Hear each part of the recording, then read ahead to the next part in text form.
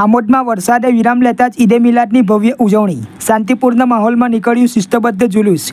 ઇસ્લામ ધર્મના છેલ્લા પૈગંબર હજરત મુહમ્મદના જન્મદિવસ નિમિત્તે આમોદ શહેરમાં ઈદે મિલાદુન્નબીની ભવ્ય અને શાંતિપૂર્ણ ઉજવણી કરવામાં આવી હતી. વહેલી સવારથી જ વરસાદી માહોલ હોવા છતાં વરસાદે વિરામ લેતા જ મુસ્લિમ બિરાદરોમાં ઉત્સાહનો માહોલ છવાઈ ગયો હતો. પરંપરા અનુસાર સવારે 10 વાગ્યે વાવડી ફળિયા જુમ્મા મસ્જિદ ખાતેથી ભવ્ય જુલુસે મોહમ્મદિયાનું પ્રસ્થાન થયું હતું. આ જુલુસમાં બાળકો, યુવાનો અને વડીલો સહિત મોટી સંખ્યામાં મુસ્લિમ સમાજના લોકો જોડાયા હતા. સૌએ ધાર્મિક પોશાક પહેરીને હાથમાં ઈદે મિલાદના ધ્વજ પકડ્યા હતા.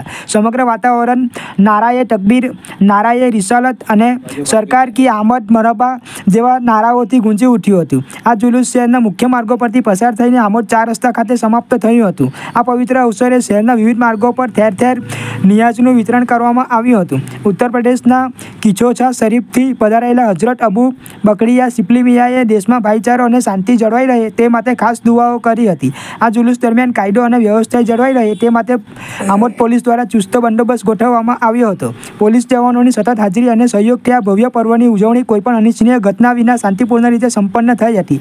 આ આયોજન સમાજમાં એકતા અને કોમી સદભાવનાનો ઉત્તમ સંદેશો ફેલાવનારું પુરવાર થયું હતું.